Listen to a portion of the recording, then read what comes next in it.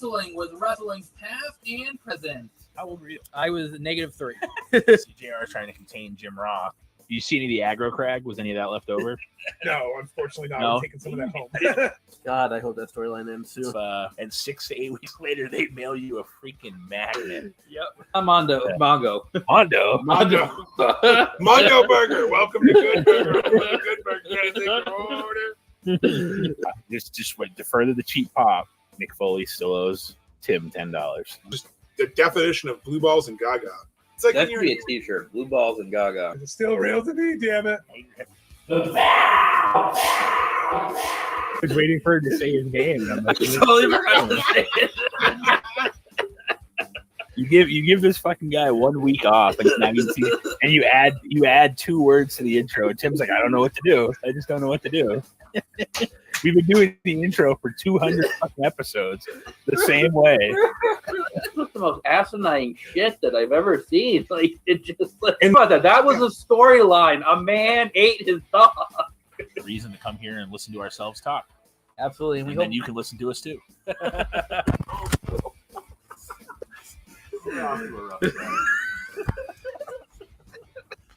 Strap on and balls only on Wrestling Past and Present. This is Gangrel, the Vampire Ward, and you're listening to Wrestling with Wrestling's Past and Present. This is another live edition of Wrestling with Wrestling's Past and Present. I'm Tim Kurt. Oh, Roland's on mute. Let's start the show off. I figured I'd get it out of the way now. Why not, right? I'm Roland Pulis. And I'm Mongo. Not to be confused with Mondo or Mondo. Mango. Armando Alejandro Estrada.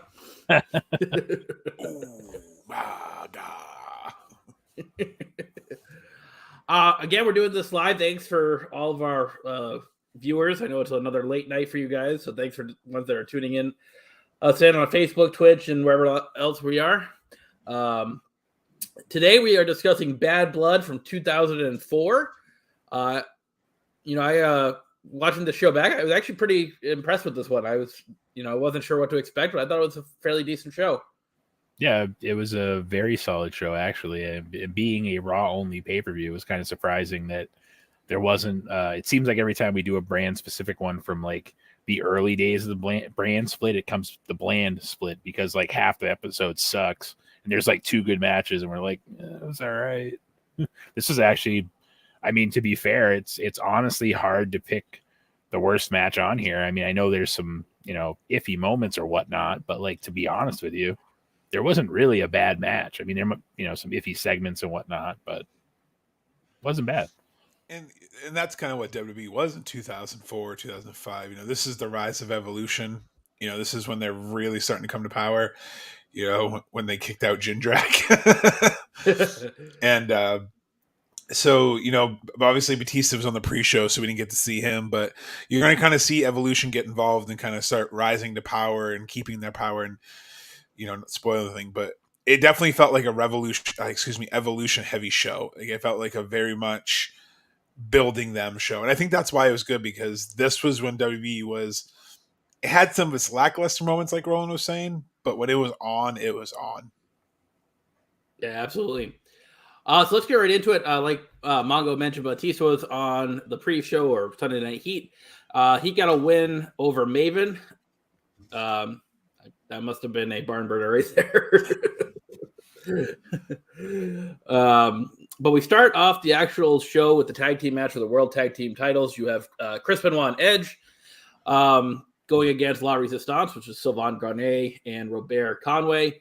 Benoit and Edge are going to get the win by disqualification just over 10 minutes.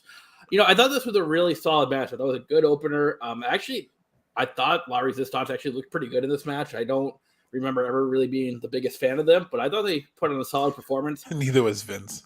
Yeah, true. I wasn't crazy about the finish. I got why they did it. Kane came out. It cost Benoit and Edge the titles. They won by disqualification. Fast forward, Benoit and Kane do have a world title match later on in the show, so it sets up the injury angle with Benoit. Can he compete later on? So I get why they did it, but it just felt like a really a Raw segment to me, not a pay-per-view segment. So I would have liked to see a clean finish, but overall, this was better than expected for me. Yeah, same here. I could care less about La Resistance today or when Mongo gets to meet them or in 2004. Like they just, other than being that Canadian, and we know how much Tim likes Team Canada angles and stuff. So other than being that Canadian, like outsider, like we're from Canada. Well, we're French Canadian. It was one of those tag teams that like, even like you said, Mongo, Vince didn't give a shit about them. Neither did we. It was just, I mean, they're pretty talented in the ring. I'll give them that, but like, it didn't do anything for me. And, yeah, you have Edge and Benoit, young Edge before he's even had his world title push, so, and then Benoit, we all know the wrestler Benoit, what he could do in the ring. So I feel like Kane was supposed to come out like 10 minutes before he did in this, though, because I've never seen someone who wasn't like a Triple H or Shawn Michaels or like a Batista stay on the crossface for that long and not tap out. Like he was in the crossface for what felt like 20 minutes. Like I feel like he was just waiting for Kane to come out. Like so I agree with Tim. The finish was just kind of like, oh, what the hell. But I enjoyed the match itself. Like you both said, I was surprised that La Resistance was, La Bearable in this match. And I just think that Edge and Chris Benoit were a great team. And obviously, we're not going to get into Chris Benoit. We talk about this every time he's in wrestling history. We're not going to touch on that subject. But as a match, Edge and Chris Benoit had some great chemistry. And I think it really kind of helps, like Roland said, get Edge ready for his title run that he was about to go on. Yeah. Next up is a singles match. You have Chris Jericho going to get a win over Tyson Tomko with Trish Stratus in about 6 minutes. I thought this match was okay for what it was. I liked how they kind of had a little bit of a story where Tomko put Jericho through the table a few weeks ago before this pay-per-view, and they were playing up the whole ribs thing. And Tomko basically dominated the match, but Trish got involved, distracted, got up on the ropes. Jericho knocked Tomko into Trish, hits the enziguri, and wins the match. It is what it is. I mean, I was entertained. It wasn't the best physical match you're ever going to see, but for what it was pretty good. Yeah. Did he though? Did he really hit the enziguri? Did he? He hit it at the back of the head. Well, and Tomko felt like he was belly flopping into a swimming pool. Yeah. So he did like the Ric Flair spot. Yeah. Really? That was kind of an unusual finish that he won with an enziguri. You don't really expect that. I can remember the one time he won when he faced the Three Legends at WrestleMania. I think he eliminated Piper by that. But other than that, it was, kind of an unusual finish. But, it's what it was. Well, he's the man of 1,004 holds. So that's true. You never know. But, yeah, it definitely Tomko, like, reminds me of, like, the stereotypical can't quite wrestle big guy. Like, he's got the look, and he's like the teenager that has the growth spurt that like grows up a little bit too quick and he's a little clumsy and shit in the ring. Like that's kind of like what he reminded me of. And like I said, that enziguri was like one of the worst. Like he was already like at a 45-degree angle on his way down before Jericho like even got his foot up there. Like it was awful. If you want to go back and watch it just for that spot and be like, you can. But like Tim said, interesting way to finish it. Trish gets cleaned off the apron by Tomko, spins around, hits the enziguri.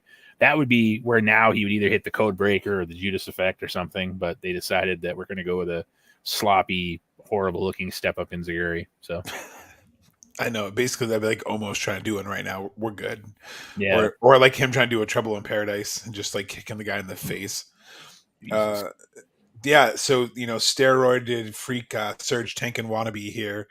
Tyson Tomko, Jesus, what was their obsession with him? Like even when he was in TNA, like for a while, they were like, "Damn, have you seen his muscles?" That's the obsession with him. God damn, look at his look, pal. He's giving me a raging hard on. Oh, Vince, your pants. Vince, yeah. You're pitching a tent, Vince. Like like that. That's what it was. I don't know. I mean, it was good. Jericho had to kind of make nothing on a dog shit, and I think he did a good job. But like you both said, the enziguri was just don't do it again. It's kind of like CM Punk at Double or Nothing when he tried the buckshot those like 2 times. Like, look, if you do something once, great. If you barely do it, maybe don't keep trying on the national stage when Botchamania nowadays has a field day with him. On a premium live event. Oh, wrong show. Wrong show. Next up is a singles match for the Intercontinental title with Randy Orton getting a win over Shelton Benjamin in about 15 minutes. Kind of like how they set this up. They did an interview with Orton in the back, and he got kind of pissed off of the crowd, so he came out there, cut a promo, and Benjamin came out and the match started. They were teasing it was supposed to go on later on in the night, but the referee came in, rang the bell, and the match started. So I kind of like how they set it up. You don't see that too often. This is a really good match. This is early Randy Orton. He's just coming off that win against Mick Foley at Backlash, which I think kind of put him on the map there, that hardcore match, kind of solidified the Legend Killer theme. So he's got the momentum going. Ric Flair gets involved in this match. I do like the spot where he's got Benjamin's got Flair in the figure four and does the roll up on Orton. I thought that was a pretty cool spot. But yeah, I thought it was a really solid match. Two young guys. It's kind of a shame Shelton Benjamin's career didn't really take off more than it did. But you could see that the future was bright for Orton in this match. I'm going to pull the Eric Bischoff. Did you just say Mick Foley? Because he owes you $10. $10. I think with interest, it's like $12 now. Well, I mean, let's not get picky. We can at least get the $10 back from the cheap prick. We'll be happy. But hey, he's got a new podcast now, so he has no excuse. Oh, it's awful. It's awful. Like, I know that he's a good storyteller, but Conrad's got to reel that in. Like, it's bad. I listened to it on the way back from Charlotte last weekend, and I'm like, oh, okay, Emily's sleeping, Cam's sleeping. I need to put something on, so I'll put a podcast on. Good God. That'd be like trying to talk to Roland's 2-year-old right now. Just like the story was just so all over the place. I was like, no, you need to focus, Mick. Like, he's starting to talk about Hell in the Cell, and that's not a shot at your 2-year-old. I just meant like the whole, how kids are like ADD, like change the subject every 30 seconds. But so moving along, we have a. Oh, I don't want Roland to think I'm trying to pick on. I'm kidding. I was trying to pretend that I wasn't paying attention. There was a failed joke. Never mind. Yeah. Continue. So anyway, long story short, I think that Randy Orton, like you said, Roland, this was really the building block of him. This match was two great athletes. They both put on a hell of a match. Tim said that. The only thing I said was about Mick owing Tim $10. I'm not even going to. Maybe that's what threw me off my little tangent. So we're just going to go backwards. So I'm going to agree with you, Tim. Sorry, I'm super confused right now because me, insulting Roland's kid because Roland gave me a look and Tim tried to cut me off. But it was a good building block for, like you said, they kind of show what the Intercontinental title was. It was the bridge title to get to the world title. You had the mid-card title that was prestigious. And you did it right. He was the heel champion going in. He kept that gold because he wasn't quite ready for it. But, this future run with Evolution is going to get him ready for it. My kid's pretty smart. I wasn't saying he wasn't. I just meant conversation-wise, like how it's and obviously he is. You're going to have my mom like defending him through the laptop when she listens to the episode. Like, my grandson's a smart kid. He's a smart boy. Hi, Linda. Yeah, hi, Linda. Hi, Mom. Linda. I'm not trying to say that. I just meant it was a bad analogy. I'll use my own ADD ass too because I'm like, ooh, look, a butterfly. But that's what Mick Foley's podcast was like. It was just like going in 19 different directions. So please pay Tim $10 so I don't dig this hole any deeper, Mick, please. Please, Mick. But yeah, I honestly, it was one of those matches where it shows you the potential that both could have lived up to, and that one did and one didn't, just because one had personality and one didn't. Like, that's really, Shelton Benjamin was the modern day Lance Storm. No matter what he tried to do, he just wasn't relatable enough with his charisma. Oh, excuse me, beer burp. Anyhow, I couldn't get to the mute fast enough. I'm like, it's coming. But anyways.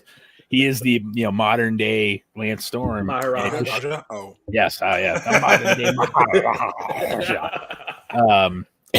Anyways, but yeah, it just shows you the potential of both, really, because I mean, they were in the same class at FCW, so they have history, they had good chemistry, which is helpful, and they put on a great match. Yeah. No, I agree. Next up is a fatal 4-way for the women's championship. You have Trish Stratus going over against Victoria, Lita, and Gail Kim. Really short match, under 5 minutes. This was a cluster to me. You have Tomko getting involved a couple times. It's just, I don't know. It was hard to follow. It was short. The one thing I think though is I wish all 4 of these women were in their prime today, because they could put on so much great matches. I think there's so much talent here, but they used it for eye candy back in this era and not for their talent. So I really think if they were in their prime today, they would shine. Because they're all 4 of them are really talented. Gail Kim, Victoria had really good Impact careers. And, Lita and Trish really did have good careers, but again, I think they just were a generation too early for their prime. But yeah, this was the first match that I was like, yeah, they're not the greatest.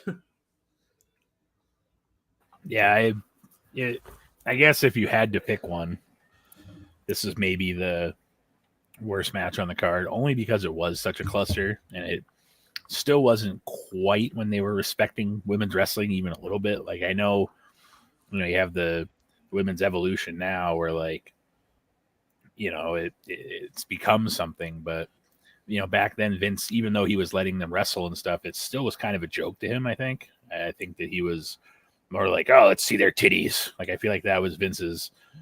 You can use that soundbite if you want. That's probably a good one. You might want to bookmark that soundbite for the intro. Because I think that'd be pretty funny. But anyhow, we're twinning, by the way. Yeah, we are.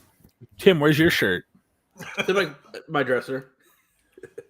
Look, we didn't plan. You didn't tell me guys to wear it. We didn't have to. This was just, Roland's lovely wife Amber worked very hard making these for us. These are great shirts, great material. Maybe available one day, but you got to rock it once in a while. I saw it and I was like, oh. So thank you, Amber. Appreciate the shirt. She's not going to hear it because she don't listen to our fucking show, but it's okay. Linda, tell Amber I said thank you. She used to back in the day. I remember the first 10 episodes she listened, and then she just fell behind and was like, fuck this, I don't care anymore. And that's just she's into the older stuff a lot of our fans are, but she just didn't. It was with that's the one nice thing about Bruce Pritchard doing these remixes all the time, is that you can catch up on his podcast real easy, because only one a month is live and the rest of them are just remixes. So you can listen to that one episode and you're caught up. So that's what I'm worried about with my world, man. I'm worried this is going to happen in my world now that Jeff's going back. But sorry, go back. I'll put you back. No, you're not wrong. You're 100% right. But yeah, no, I think that this was still when Vince wasn't taking the women serious, and it's too bad because, like Tim said, if they all had a chance in their prime today, damn, some of the women from back then, Alita or Trish, I know they've mixed in certain matches here and there, but they're about 5-10 years past their prime, and they haven't been in the ring in that amount of time either. They'll come out for a one-off. Lita did the one-off there for a little bit with Becky Lynch and stuff, but Tim, that's a great point, because honestly, all 4 of these ladies could definitely hold their own in today's women's wrestling. And what's sad is today's women's wrestling is starting to fall back into this I don't care category, getting the watered down storylines, etc. That's a story for another day, though. But this eerily kind of emulated the 4 horsewomen to me. Seeing these 4 kind of reminded me of these were the original 4 horsewomen of WB in this era. You had the Victoria, was kind of like the Bailey. She was that steady worker, had the title, but just for some reason never had that was never mega over either way. Never had mega heat. It was never mega over. We get good crowd reactions. Then obviously you have Lita, who's the Becky Lynch, who's mega popular, could do no wrong. Trish is obviously Charlotte. She was the one that was dominating, but she actually was over and people liked her. And then Gail Kim, obviously kind of like the Sasha Banks. She was very technical in the ring, could move very fluid. Just for some reason, Vince just didn't see enough to keep them sustainable push. So it was weird how all 4 of them kind of emulated the 4 horsemen's women's career today, and how Gail Kim had to pretty much go to TNA to have a Hall of Fame career. And then Victoria had to go, like you said, had to go to Impact to come Tara and have a Hall of Fame career. As you guys said, it's crazy to me that I know we had a 48-minute main event, but you couldn't give them 6 minutes for a 4-woman match. Couldn't give them 7 minutes. There was so much gaga in between. They could have added 2-3 minutes to this match, and it could have probably been decent. Yeah. Next up, we have Eugene getting a win over Jonathan Coachman in about 7.5 minutes. Why are you laughing, Tim? Well, this is what it was. It was a Gaga match. It was entertainment. It wasn't meant to be serious. Eugene, obviously, a character I don't think you get away with today by any stretch of the imagination. But you play, for those of you who don't know, he plays a character that has intellectual disability, and so. But he can really go in the ring, and he mimics wrestlers. He mimicked the Junkyard Dog. He won with the rock bottom and the people's elbow. Some girl threw a stuffed animal or gave him a stuffed animal. He brought that in the ring, and I like Jerry Lawler's quote: "They should be disqualified. He brought a foreign object in the ring." So for what it was, it was entertainment. It was not meant to be serious. So my only issue with it was the placement of the card. I would have had this go right before the main event, not here, just because I think this should have been the Let Me Up match because. We'll get into it, but the world title match is right before the main event. So I would have liked to see the world title in this match flipped around. But, it was a segment, an entertaining segment, and I think it accomplished what it was supposed to. You think that Eric Bischoff really had the best interests of his nephew? No. I mean, he tried to convince him in that backstage segment. I could be wrong, but I think that Eric Bischoff was really not wanting Eugene there. Yeah. I had that impression. Yeah. But yeah, like Tim said, this is one of those things where it's a comedy act. You kind of know what you're going to get. Every time Coach gets in the ring, it's always usually funny. There's always some spots where you're going to laugh no matter if it's Eugene playing a special needs wrestler, like facing him, or if it was like The Rock facing. It didn't matter. DX and Coach, it just didn't matter. He always seemed to be he was very good at acting and playing it off the way he was supposed to. I will say that. That's one thing I'll say about Coach. Dry as shit as a commentator, but like playing it off, acting, being that kind of like, almost, too like narcissistic, even though you're not really a wrestler kind of character. He was very good at that. So didn't Triple H and Eugene have a match like a few months later at SummerSlam? Like, wasn't this the SummerSlam that Eugene fought Triple H? I'm pretty sure it was the same year.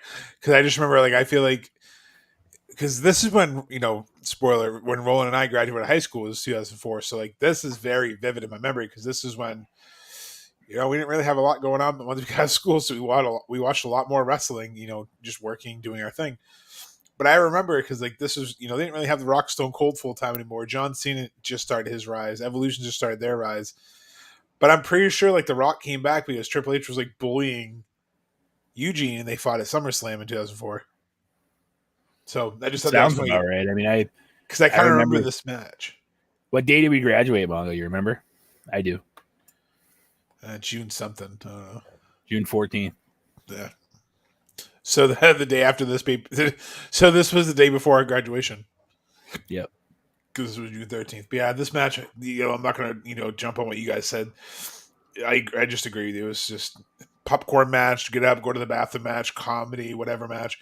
I agree with Tim too. Like, weird placement on the card. It should have been that bridge between the title and the main event, Hell in the Cell. So, kind of like going on the roller coaster versus like randomly thrown in the middle here. Yeah.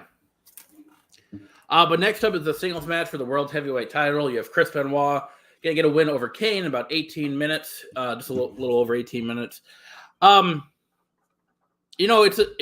It was a solid match. I mean, I actually thought Kane looked pretty good here, and he went a decent amount of time, which is a little surprising.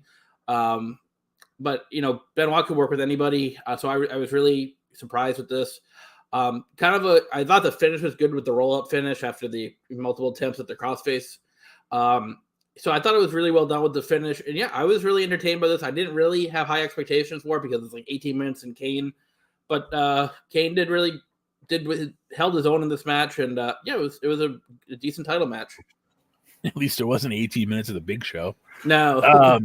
So the only thing I will say about this match is they made it a little bit too predictable that Benoit was going to win, especially with jumping with the beginning earlier, and then will he compete? Blah blah blah blah. Like, you would have been shocked if Kane actually won. Yeah, and Kane, to his credit, shouldn't need to do that. He's supposed to be a big red monster.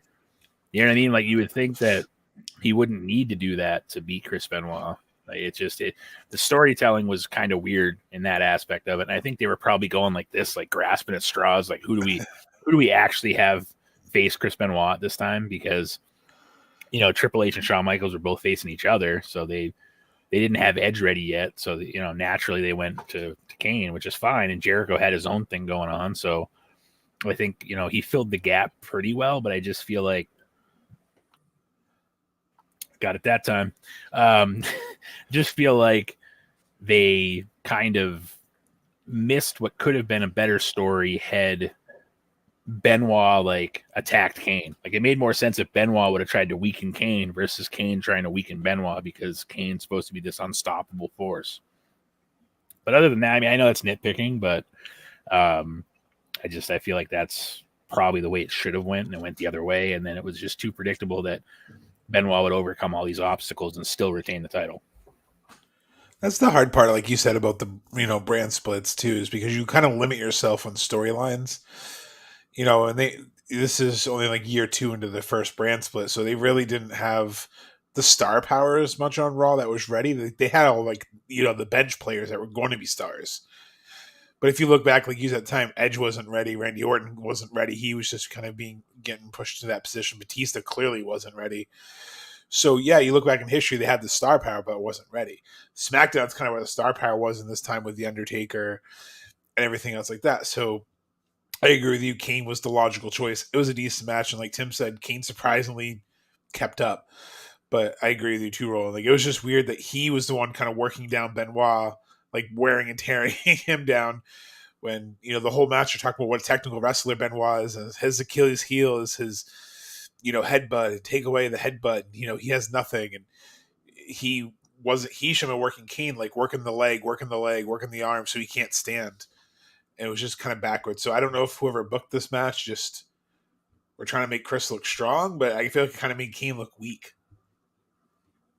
But overall, it was decent. To go off my little ramble there.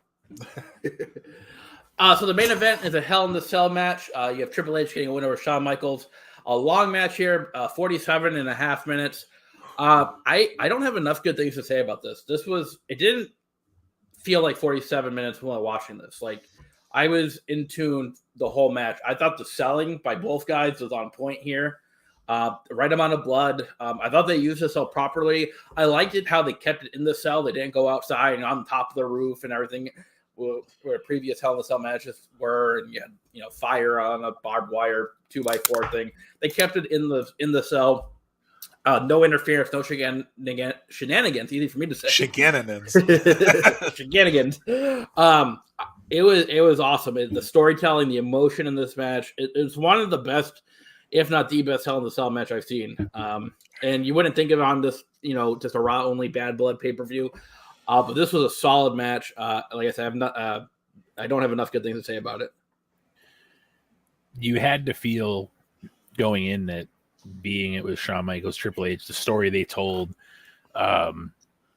you know, if you weren't a fan, like, of either one of them, first of all, what's wrong with you? Like, you had to pick at least one of them at some point. Like, you know what I mean? Like, But for me, I was fans of both of them.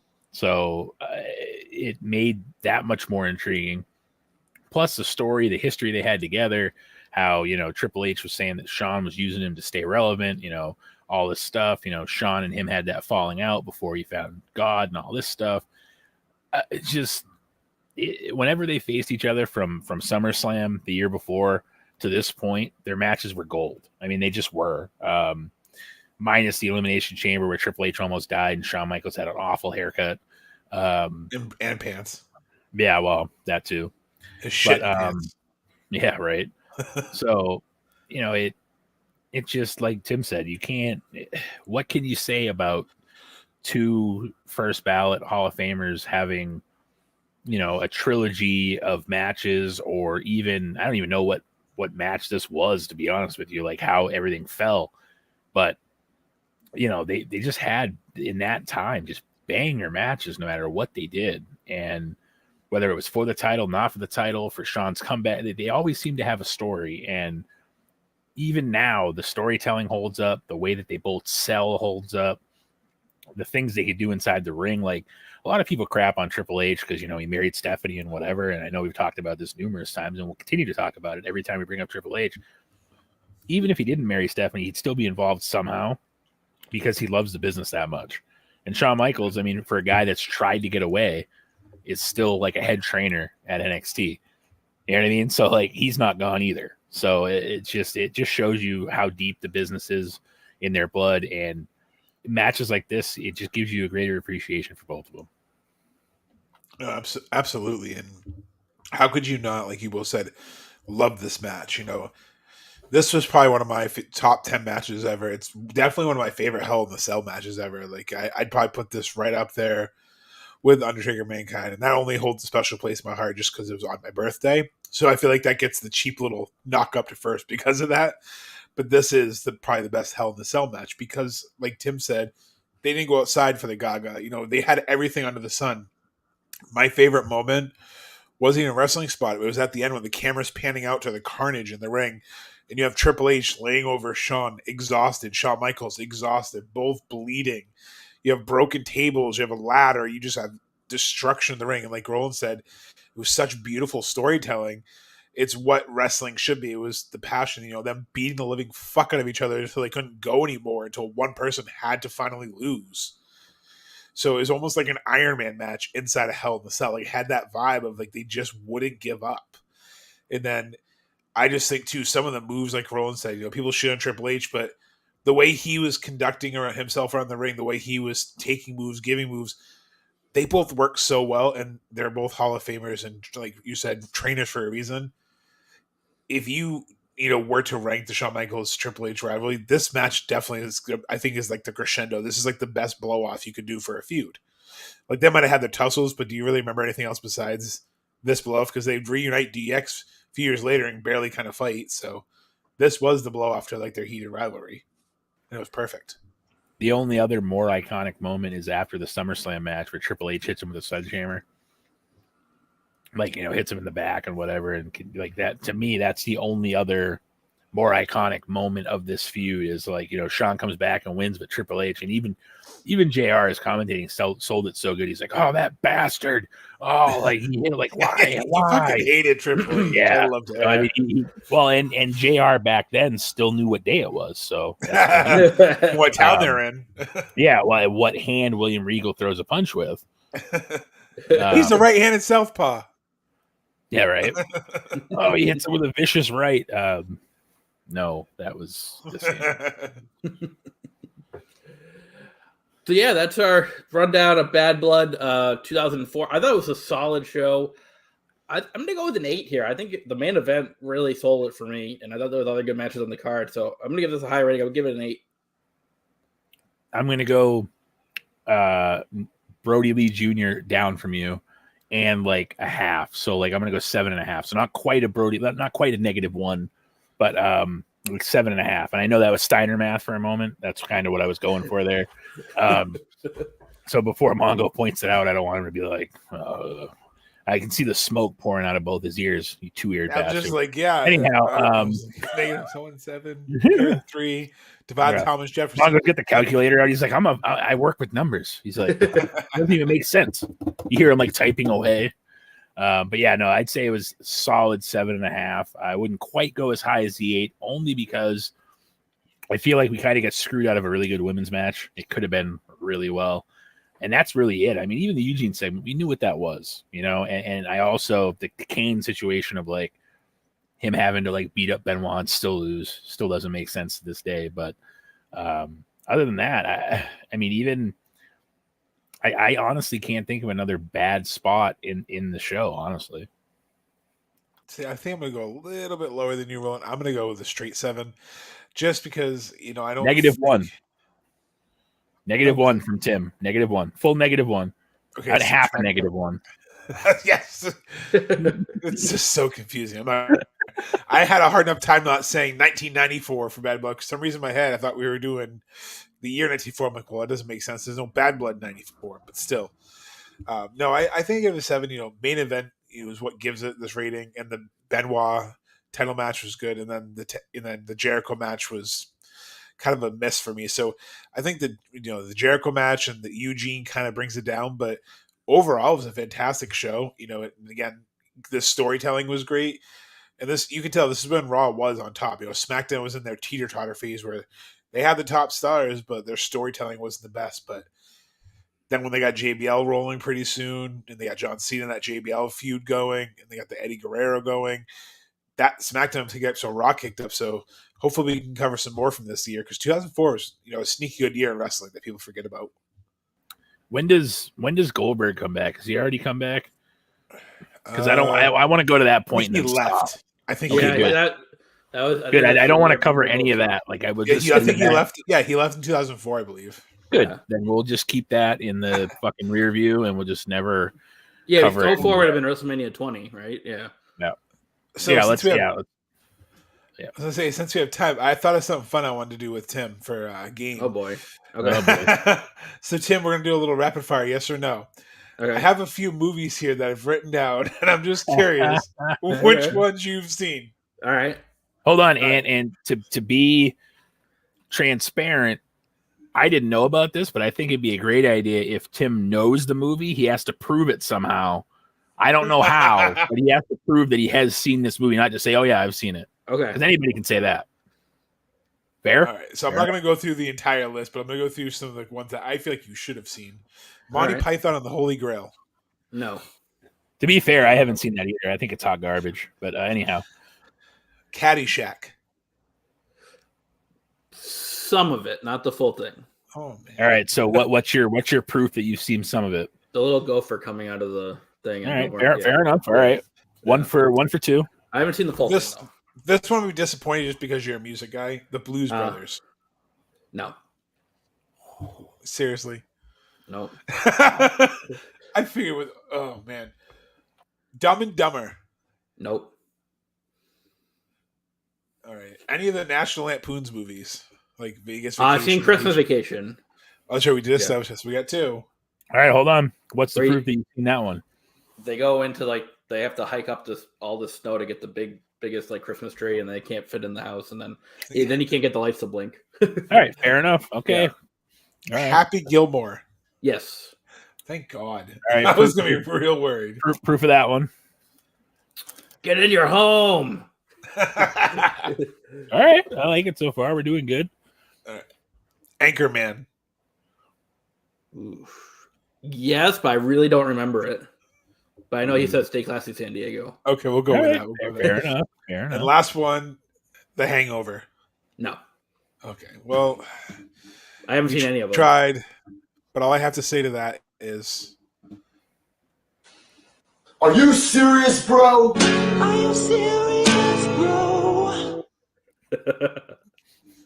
And actually, that was I more thought- than I was expecting, so that was not bad. me too, but I'm still like some of the one. You got to see Caddyshack all the way through. You love golf. I was trying to pick ones I'm like, this would be logical for Tim to see.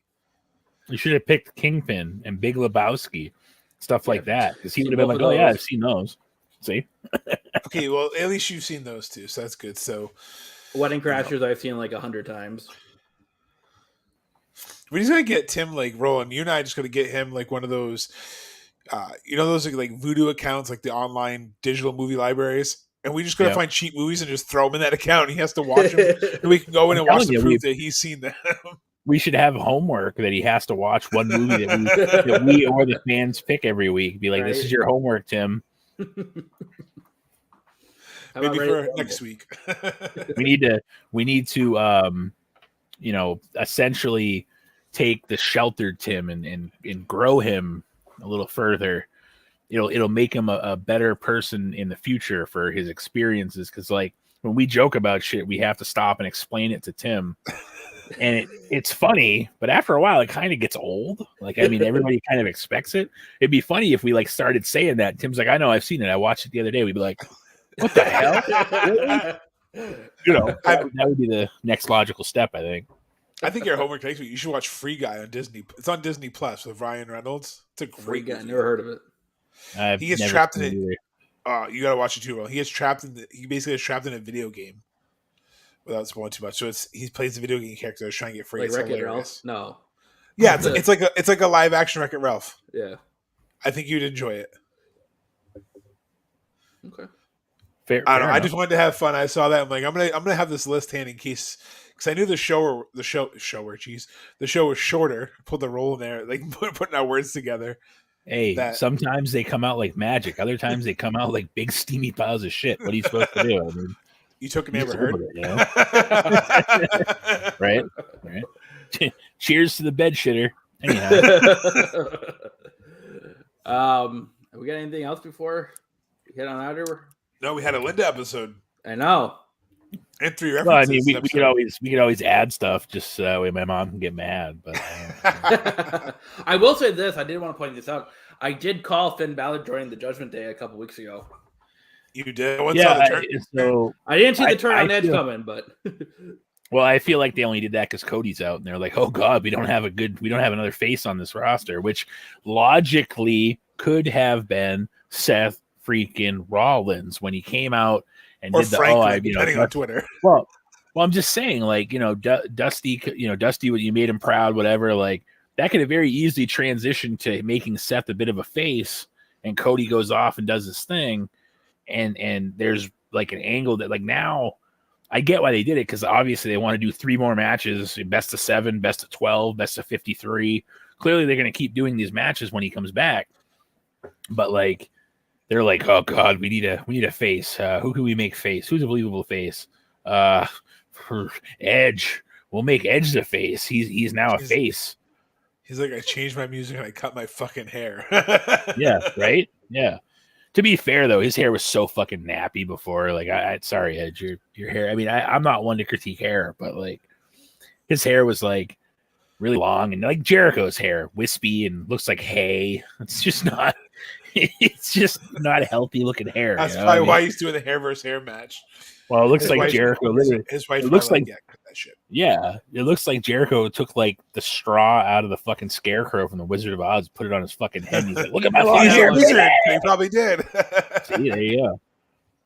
Tim's like, I've seen that one. I have seen that. I hate that movie, but I've seen it.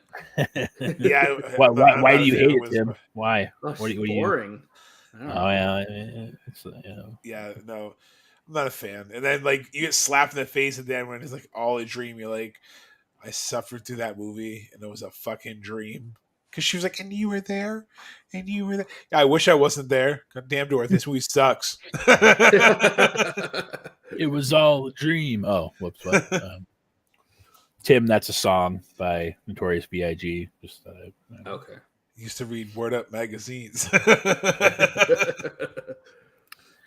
Tim's like, what's a Notorious B.I.G.? No, I've heard of He's him. the music guy. He knows music.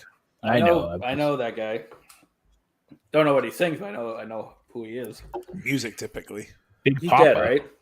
Yeah, Yeah, wow, with it. Yeah. Big Papa.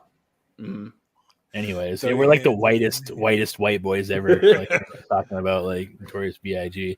Yeah. We were like off the rails. We're like everybody's like, this is fucking filler. Shut the episode off. But yeah, it's you know, I think that also I want to point out too that interesting happenings with the MJF thing. I know that we're not real sure exactly where that's going to go and how much is storyline, how much isn't, but Work. yeah, I mean, it should be interesting to see where they go from here. I think obviously we know at this point it's at least a work shoot at this point, but we don't know. You know, it would be pretty funny if and interesting if say Tony Khan works into a shoot here like we discussed.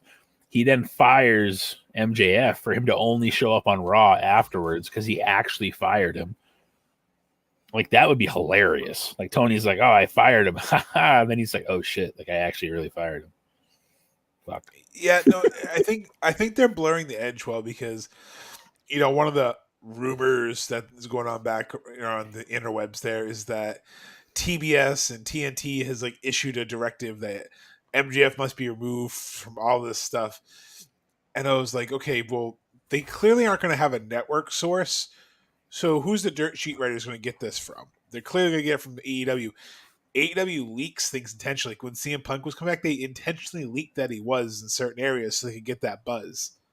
So they've already done this before. So all it takes is a wrestler who's in on it. Like, yeah, the network's basically told us we can't talk about MJF, and then they're gonna run with it hook, line, and sinker. Because what better way to really work the crowd is to work the dirt sheet writers.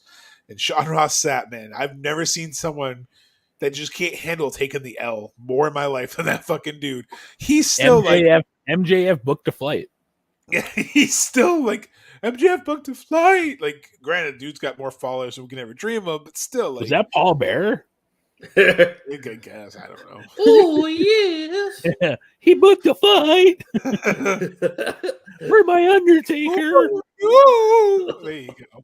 There's a terrible Paul Bearer. Oh no! Oh no, I was right with this show. We just went off the rails. Hey, we have filler here. Like I said, if you don't like it, shut the episode off. It's fine. You listen to enough of it. It's fine.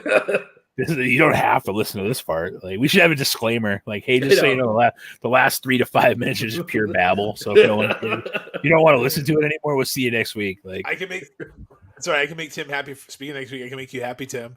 Team Canada's in the pre-show. Yes. Wait, Thank so God. none of them are on Slammiversary? They're in the Team Canada versus the Naturals is the pre-show. I know, but like none of them are on the main. Like, you don't even have like PD or Bobby or Eric Hill. Like, none of them. Yeah, in the singles match, but they're not really doing like that Team Canada type of thing. Well, I was sure Scott D'Amore is going to come out and wave his flag around and shit probably, and then the hockey stick will be involved somehow. I would venture to say, but who knows? Haven't seen it. We got to tune in next week. I can't wait. Yeah. I can't wait for Tim to see another King of the Mountain match though, because the last time his head almost exploded. So maybe possibly the following week, maybe we can try to have our special guests come back. Maybe we can do that for the following week. I know we hadn't decided yet. Maybe we can reach out and see if we can hook that back up. And because we definitely would like to talk to this person sooner rather than later if we could. Try to line everything up. That might not be a bad idea. Yeah. Definitely. Yeah. We touched upon it. So next week is TNA Slammiversary 06 as we continue our journey through TNA in the year 2006. So looking forward to that. But yeah, this has been a fun episode. I know it's a little bit of the shorter topic. Well, you had some filler in there and a little insight into my movie preferences. Mongo, we should do that every week. We should have like five movies every week and do like the Tim 5 at the end and see like what he's seen and what he hasn't. I like it. All right, we can do it. The Tim 5 segment. Tim on the spot. Woo! And if like he scores a certain amount like right, he doesn't have to watch a movie. And if he gets like 2 out of 5 or lower, he's got to watch one of the 5 movies you pointed out as like punishment. I agree. Tim's like, I don't have that kind of time, you bastards. Tim's like, I have to watch the wrestling show too that week. Come on, guys. You do now. Yeah, I know it's been voted into existence whether Tim wants to or not. This is my contract now. Yeah. No, you work for MJF, not AEW. So okay. Yeah. Maybe I think that's the funniest. You guys are getting paid. I'm just kidding. I think that's the funniest thing about that whole Wardlow segment too. Like before we go, like they're like, "Oh, he used to work for MJF and now he's all elite." Motherfucker, if he wasn't all elite, he wouldn't have been on the goddamn all elite shows, no matter who the fuck he worked for. Like, come on. Like, we're not stupid. Like, come on now. Like, I get that it makes for good TV and good, like, oh, look at yay, Wardlow. But like, it's like, come on, guys. Like, really? Like, we're not that fucking dumb. just throwing that out there. It was one thing if they had just like left it at the pay-per-view, like, hey, he's all elite, he's free, but like every week Tony Schiavone's like, God damn it, or JR, he's like, God damn it, he's on because JR forgot that he mentioned it already. That's why. Right, he's like, oh, he threw a left hand. Oh, the big girls are on the floor. All that stuff.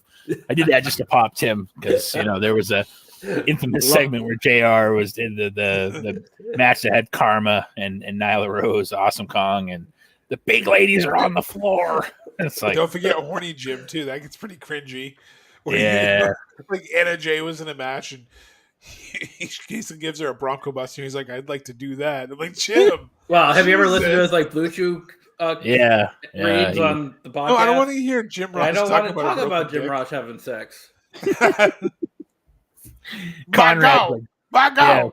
My God. By We gotta God, go with it's this. Stopping his muddle. by God, it's hard. It's so hard. I damn near killed her. I broke her in half. I need more barbecue sauce. Oh goodness. Now it's off the rails 100%. Sorry, JR. Jeez, I'm not sorry. oh man. I don't know. I think we probably should go here before we add like 10 more minutes of the. Which, don't get me wrong, this is hilarious content. Like, I think it's funny. Like, we should honestly do like a free for all episode one day where we just have certain topics and we just go to town, like legitimately, like spin a wheel or whatever, and we just give our honest opinion on. We've done that before. I know, but like I'm saying, like the most ridiculous stuff, not stuff that means anything, but like the dumbest shit we can think of. And I think it would be gold, because just listening to the three buddies try to pop each other, like to make, you know, the giggles that you can make, you know, is the point of trying to, you know, say something. And when you get there, it's like, point, I got a point. All right. Like, it just, I don't know. I mean, I know we've done the roulette for like certain things, but I think it would be funny to do one for like no point to it at all, except it's pointless. And we think these 20 some odd things that we're talking about, even though they're fucking stupid or whatever they are, and it'd be hilarious. So the next time we have filler, maybe that's where we need to go. I agree. I like it. All right, well, we'll wrap things up like we said next week, Slammiversary 06. Thanks for tuning us in. If you watched us and listened to us live, thank you very much. If you're listening to us normal, thank you very much as well. We'll be back next week. Everybody take care. I'm Tim Kurt. I'm Roland Fulis. And I'm Mongo. And this is Wrestling with Wrestling's Past and Present. You believe I wasn't on mute that time?